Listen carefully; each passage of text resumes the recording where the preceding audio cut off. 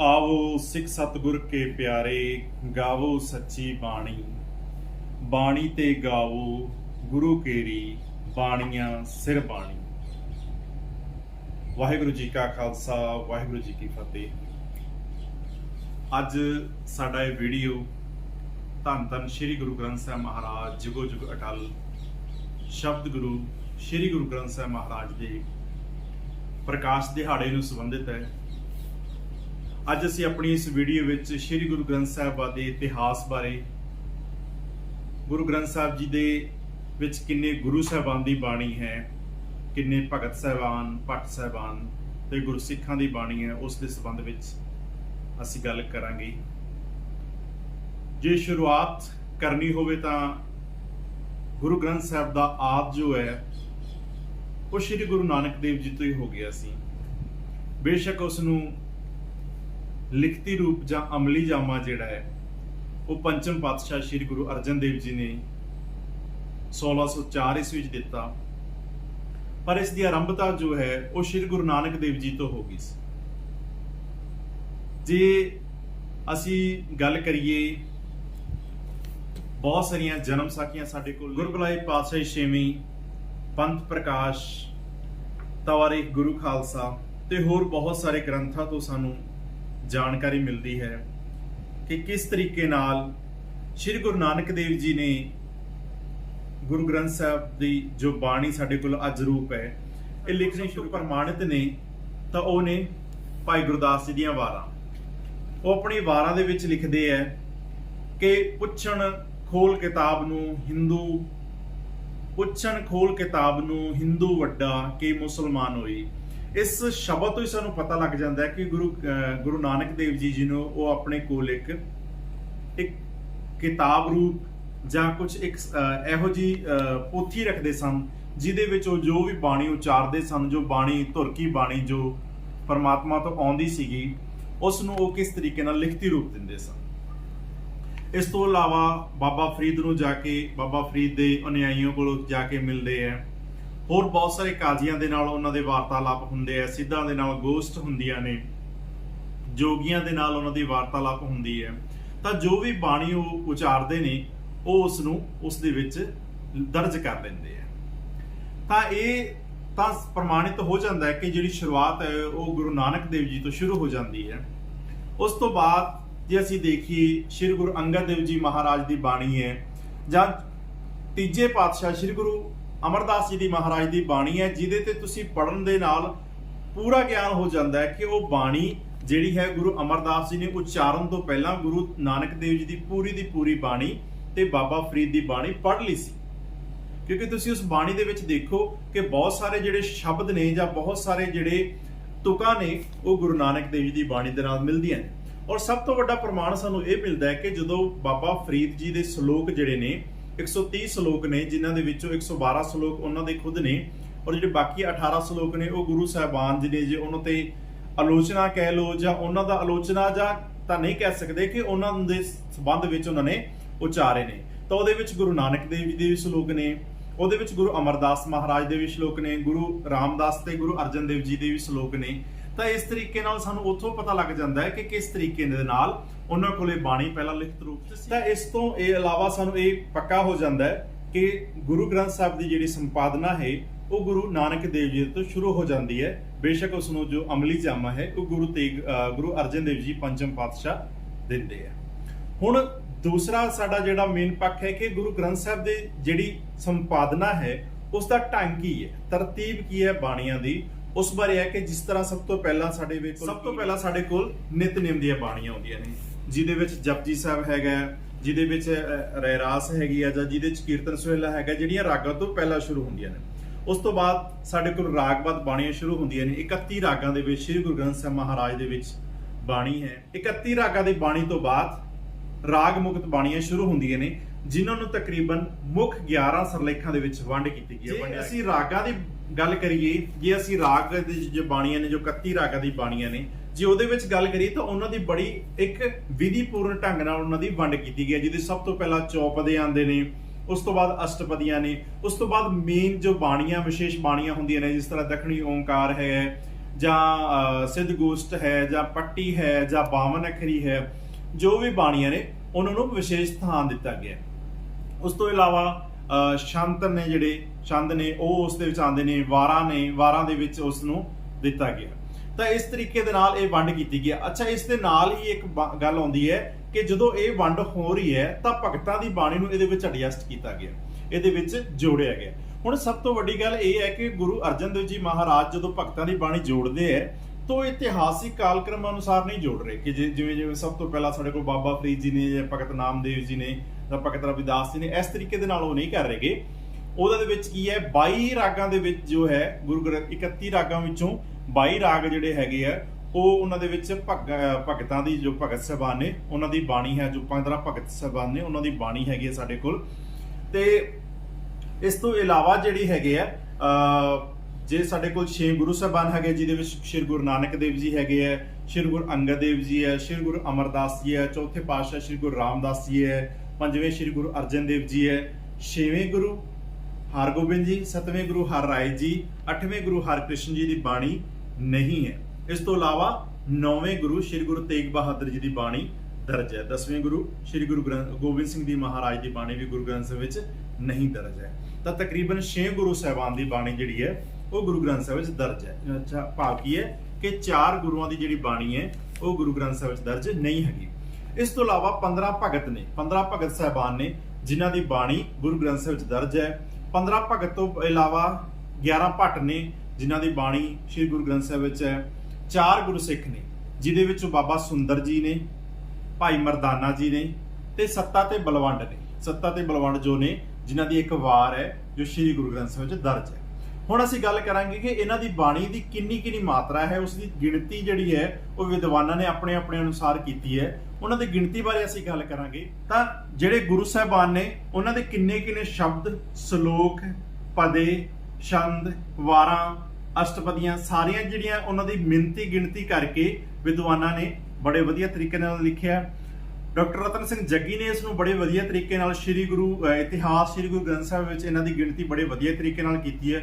ਉਹਨਾਂ ਨੇ ਇੱਕ ਪਦਾ, ਇੱਕ ਸ਼ਬਦ, ਇੱਕ ਛੰਦ ਦੀ ਜਿਹੜੀ ਹੈ ਉਹ ਗਿਣਤੀ ਕਰਕੇ ਸਾਨੂੰ ਦੱਸਿਆ। ਜਿਸ ਤਰ੍ਹਾਂ ਗੁਰੂ ਨਾਨਕ ਦੇਵ ਜੀ ਦੇ ਤਕਰੀਬਨ 19 ਰਾਗਾਂ ਦੇ ਵਿੱਚ ਉਹਨਾਂ ਨੇ ਬਾਣੀ ਉਚਾਰੀ ਹੈ ਤੇ ਉਹਨਾਂ ਦੇ ਵਿੱਚ ਇੱਕ ਉਹਨਾਂ ਕੋਲ ਮੂਲ ਮੰਤਰ ਹੈ। ਮੂਲ ਮੰਤਰ ਤੋਂ ਇਲਾਵਾ ਉਹਨਾਂ ਦੇ 959 ਸ਼ਬਦ ਨੇ, 59 ਸ਼ਬਦ ਨੇ ਜਿਹਦੇ ਵਿੱਚ ਸ਼ਲੋਕ ਆਉਂਦੇ ਨੇ, ਜਿਹਦੇ ਵਿੱਚ ਪਦੇ ਅਸ਼ਟਪਦੀਆਂ ਆਉਂਦੀਆਂ ਨੇ, ਜਿਹਦੇ ਵਿੱਚ ਛੰਦ ਆਉਂਦੇ ਨੇ, ਜਿਹਦੇ ਵਿੱਚ ਸ਼ਬਦ ਸ਼ਲੋਕ ਸਭ ਕੁਝ ਮਿਕਸ ਕਰਕੇ ਉਹਨਾਂ ਨੇ ਉਹਨਾਂ ਦੀ ਗਿਣਤੀ ਕਿੰਨੀ ਦੱਸੀ ਹੈ, 959। ਇਸ ਤੋਂ ਇਲਾਵਾ ਦੂਸਰੇ ਗੁਰੂ ਸ਼੍ਰੀ ਗੁਰੂ ਅੰਗਦ ਦੇਵ ਜੀ ਨੇ ਜਿਨ੍ਹਾਂ ਦੇ ਇਕੱਲੇ 63 ਸ਼ਲੋਕ ਨੇ ਤੇ ਉਹ ਸ਼ਲੋਕ ਜਿਹੜੇ ਨੇ ਉਹ ਤਕਰੀਬਨ 9 ਰਾਗਾਂ ਦੇ ਵਿੱਚ ਅਲੱਗ-ਅਲੱਗ ਵਾਰਾਂ ਦੇ ਵਿੱਚ ਦਰਜ ਜਿਹੜੇ ਨੇ ਉਹ ਗੁਰੂ ਅਰਜਨ ਦੇਵ ਜੀ ਮਹਾਰਾਜ ਨੇ ਜਦੋਂ 1604 ਈਸਵੀ ਵਿੱਚ ਗੁਰੂ ਗ੍ਰੰਥ ਸਾਹਿਬ ਦਾ ਸੰਪਾਦਨ ਕਰਦੇ ਆ ਉਹਦੇ ਵਿੱਚ ਐਡ ਕਰਦੇ ਆ। ਇਸ ਤੋਂ ਇਲਾਵਾ ਤੀਜੇ ਪਾਤਸ਼ਾਹ ਸ਼੍ਰੀ ਗੁਰੂ ਅਮਰਦਾਸ ਮਹਾਰਾਜ ਦੀ ਬਾਣੀ ਜਿਹੜੀ ਹੈ ਉਹ ਤਕਰੀਬਨ 884 ਸ਼ਬਦ ਨੇ, ਉਹ ਵੀ ਉਸੇ ਤਰ੍ਹਾਂ ਹੀ 18 ਰਾਗਾਂ ਵਿੱਚ ਬਾਣੀ ਹੈ ਸ਼੍ਰੀ ਗੁਰੂ ਅਮਰਦਾਸ ਮਹਾਰਾਜ ਦੀ। ਚੌਥੇ ਗੁਰੂ ਸ਼੍ਰੀ ਗੁਰੂ ਰਾਮਦਾਸ ਜੀ ਮਹਾਰਾਜ ਨੇ ਉਹਨਾਂ ਨੇ 30 ਰਾਗਾਂ ਵਿੱਚ ਬਾਣੀ ਉਚਾਰੀ। ਸਿਰਫ ਜੈਜ਼ਾਵੰਤੀ ਰਾਗ ਨੂੰ ਛੱਡ ਕੇ ਬਾਕੀ ਤਕਰੀਬਨ ਸਾਰੇ ਰਾਗਾਂ 'ਚ 30 ਰਾਗਾਂ ਵਿੱਚ ਉਹਨਾਂ ਨੇ ਬਾਣੀ ਉਚਾਰੀ ਹੈ। ਜੈਜ਼ਾਵੰਤੀ ਰਾਗ ਜਿਹੜਾ ਹੈ ਉਹ ਸਿਰਫ ਸ਼੍ਰੀ ਗੁਰੂ ਤੇਗ ਬਹਾਦਰ ਮਹਾਰਾਜ ਨੇ ਉਹਦੇ ਵਿੱਚ ਬਾਣੀ ਉਚਾਰੀ ਹੈ। ਬਾਕੀ ਜਿਹੜੇ 30 ਰਾਗ ਬਚਦੇ ਆ, 31 ਵਿੱਚ 30 ਰਾਗ ਬਚਦੇ ਆ, ਉਹਨਾਂ ਦੇ ਵਿੱਚ ਬਾਣੀ ਸ਼੍ਰੀ ਗੁਰੂ ਰਾਮਦਾਸ ਮਹਾਰਾਜ ਚੌਥੇ ਪਾਤਸ਼ਾਹ ਨੇ ਉਚਾਰੀ ਹੈ ਤੇ ਤਕਰੀਬਨ ਉਹਨਾਂ ਦੇ ਜਿਹੜੇ 638 ਸ਼ਲੋਕ ਬਣਦੇ ਆ ਜਿਹਦੇ ਵਿੱਚ ਸ਼ਬਦ ਸਭ ਕੁਝ ਇਕੱਠੇ ਹੋ ਕੇ 600 ਉਹਨਾਂ ਦੀ 38 ਗਿਣਤੀ ਕੀਤੀ ਗਈ ਹੈ।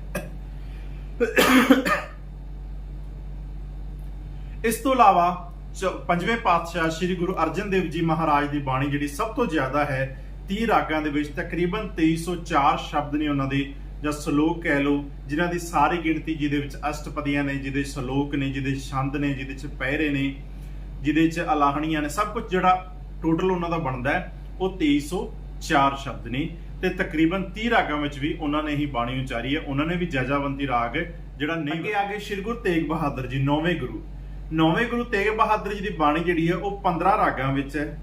ਤਕਰੀਬਨ 116 ਸ਼ਬਦ ਬਣਦੇ ਆ ਉਹਨਾਂ ਦੇ ਟੋਟਲ ਜੋੜ ਕਰਕੇ, ਜਿਨ੍ਹਾਂ ਦੇ ਵਿੱਚ ਉਹਨਾਂ ਦੇ ਸ਼ਲੋਕ ਵੀ ਹੈਗੇ ਆ ਤੇ ਉਹਨਾਂ ਦੀ ਬਾਕੀ ਬਾਣੀ ਵੀ ਹੈਗੀ ਹੈ ਜਿਹੜੀ 15 ਰਾਗਾਂ ਦੇ ਵਿੱਚ ਦਰਜ ਹੈ। ਇਸ ਤੋਂ ਇਲਾਵਾ ਕੀ ਹੈ ਭੱਟਾਂ ਦੇ ਸਵਈਏ ਨੇ 11 ਭੱਟ ਨੇ ਸਾਡੇ ਕੋਲ। ਭੱਟਾਂ ਦੇ 123 ਸਵਈਏ ਨੇ। ਭੱਟਾਂ ਦੇ ਸਵਈਏ ਕਿੰਨੇ ਨੇ? 123 ਸਵਈਏ ਨੇ, ਜਿਹੜੇ ਕਿ ਉਹਨਾਂ ਨੇ ਗੁਰੂ ਸਾਹਿਬਾਨ ਦੀ ਮਹਿਮਾ ਦੇ ਵਿੱਚ ਉਚਾਰੇ ਨੇ, ਗੁਰੂ ਸਾਹਿਬਾਨ ਦੀ ਸਿਫਤ ਸਲਾਹ ਦੇ ਵਿੱਚ ਉਚਾਰੇ ਨੇ। ਇਹ ਕਿੰਨੇ ਨੇ? 123 ਸਵਈਏ ਨੇ ਜਿਹੜੇ ਭੱਟਾਂ ਨੇ ਗੁਰੂ ਸਾਹਿਬਾਨ ਦੀ ਮਹਿਮਾ ਦੇ ਵਿੱਚ, ਉਹਨਾਂ ਦੀ ਉਪਮਾ ਦੇ ਵਿੱਚ ਉਚਾਰੇ ਨੇ। ਇਸ ਤੋਂ ਇਲਾਵਾ ਮਰਦਾਨਾ ਜੀ ਦੇ ਭਾਈ ਮਰਦਾਨਾ ਜੀ ਜਿਹੜੇ ਗੁਰੂ ਨਾਨਕ ਦੇਵ ਜੀ ਦੇ ਨਾਲ ਰਹਿੰਦੇ ਸਨ, ਉਹਨਾਂ ਦੇ 3 ਸ਼ਲੋਕ ਨੇ ਸ੍ਰੀ ਗੁਰੂ ਗ੍ਰੰਥ ਸਾਹਿਬ ਵਿੱਚ ਦਰਜ ਨੇ। ਸੱਤੇ ਤੇ ਬਲਵੰਡ ਦੀ ਵਾਰ ਹੈ ਜਿਹੜੀ, ਉਹਦੇ 8 ਪਦੇ ਨੇ। 8 ਪਦੇ ਨੇ, ਉਹਨਾਂ ਨੂੰ ਵੀ ਸ੍ਰੀ ਗੁਰੂ ਗ੍ਰੰਥ ਸਾਹਿਬ ਵਿੱਚ ਥਾਂ ਦਿੱਤੀ ਗਈ ਹੈ। ਸੱਤੇ ਤੇ ਬਲਵੰਡ ਨੇ ਵੀ ਜਿਹੜੀ ਵਾਰ ਹੈ ਉਹ ਗੁਰੂ ਮਹਾਰਾਜ ਦੀ ਮਹਿਮਾ ਦੇ ਵਿੱਚ ਗਾਈ ਹੈ। ਇਸ ਤੋਂ ਬਾਅਦ ਇੱਕ ਰਾਮਕਲੀ ਸੱਦ ਵਿੱਚ ਬਾਬਾ ਸੁੰਦਰ ਜੀ ਜਿਹੜੇ ਨੇ, ਉਹਨਾਂ ਦਾ ਇੱਕ ਸੱਦ ਹੈ ਰਾਮਕਲੀ ਰਾਗ ਦੇ ਵਿੱਚ, ਉਹ ਉਚਾਰਨ। ਇਸ ਤੋਂ ਇਲਾਵਾ ਜਿਹੜੇ 15 ਭਗਤ ਸਾਹਿਬਾਨ ਨੇ ਜਿਨ੍ਹਾਂ ਦੀ ਬਾਣੀ ਸ੍ਰੀ ਗੁਰੂ ਗ੍ਰੰਥ ਸਾਹਿਬ ਦਰਜ ਹੈ, ਤੇ ਸਭ ਤੋਂ ਜ਼ਿਆਦਾ ਬਾਣੀ ਹੈਗੀ ਹੈ ਉਹ ਭਗਤ ਕਬੀਰ ਜੀ ਦੀ ਬਾਣੀ ਹੈ। ਤਕਰੀਬਨ 17 ਰਾਗਾਂ ਵਿੱਚ ਉਹਨਾਂ ਦੀ ਬਾਣੀ ਹੈ, ਤੇ ਤਕਰੀਬਨ 294 ਜਿਹੜੇ ਸ਼ਬਦ ਨੇ ਭਗਤ ਕਬੀਰ ਜੀ ਦੇ ਸ੍ਰੀ ਗੁਰੂ ਗ੍ਰੰਥ ਸਾਹਿਬ ਸ਼ੋਭਿਤ ਨੇ। 17 ਰਾਗ ਅਲੱਗ-ਅਲੱਗ ਉਹਨਾਂ ਦੇ ਵਰਤੇ ਨੇ। ਇਸ ਤੋਂ ਇਲਾਵਾ 238 ਸ਼ਲੋਕ ਨੇ ਉਹਨਾਂ ਦੇ। 238 ਸ਼ਲੋਕ ਜਿਹੜੇ ਨੇ ਉਹ ਭਗਤ ਕਬੀਰ ਜੀ ਨੇ। 237 ਸ਼ਲੋਕ ਉਹਨਾਂ ਦੇ ਜਿਹੜੇ ਹੈਗੇ ਆ ਉਹ ਭਗਤ ਕਬੀਰ ਜੀ ਦੇ ਪ੍ਰਕਰਣ ਵਿੱਚ ਆਉਂਦੇ ਆ।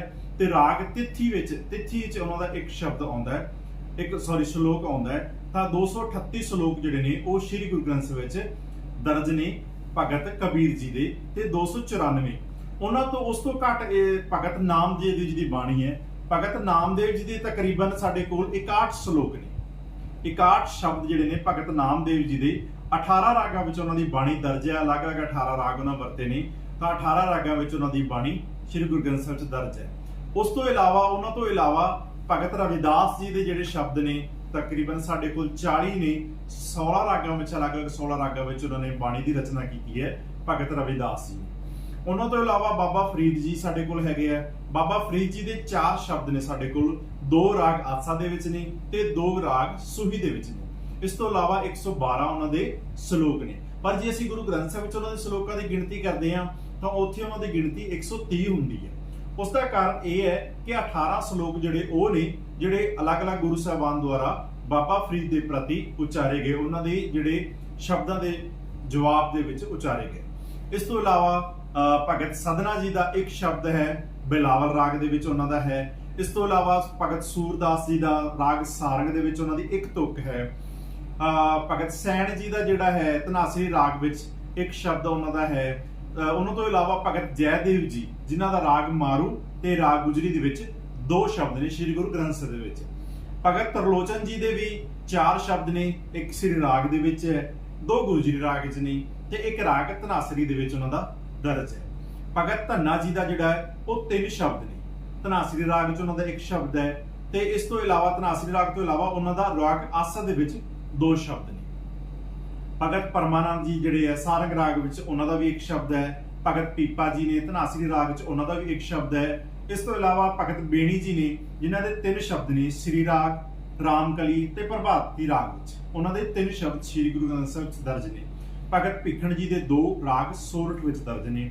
ਭਗਤ ਭਿੱਖਣ ਜੀ ਤੋਂ ਇਲਾਵਾ ਰਾਮਾਨੰਦ ਜੀ ਨੇ ਜਿਨ੍ਹਾਂ ਦਾ ਰਾਗ ਬਸੰਤ ਵਿੱਚ ਇੱਕ ਹੈ। ਤਾਂ ਇਸ ਤਰ੍ਹਾਂ ਇਹ 15 ਭਗਤ ਸਾਹਿਬਾਨ ਨੇ ਜਿਨ੍ਹਾਂ ਦੀ ਕੁੱਲ ਬਾਣੀ ਤਕਰੀਬਨ ਹੈ। ਸਭ ਤੋਂ ਜ਼ਿਆਦਾ ਜਿਹੜੀ ਬਾਣੀ ਹੈ ਉਹ ਭਗਤ ਕਬੀਰ ਜੀ ਦੀ ਹੈ ਔਰ ਸਭ ਤੋਂ ਘੱਟ ਬਾਣੀ ਜਿਹੜੀ ਹੈ ਉਹ ਭਗਤ ਸੂਰਦਾਸ ਜੀ ਦੀ ਹੈ ਜਿਨ੍ਹਾਂ ਦਾ ਸਾਰੰਗ ਰਾਗ ਵਿੱਚ ਸਿਰਫ ਇੱਕ ਤੁਕ ਹੈ।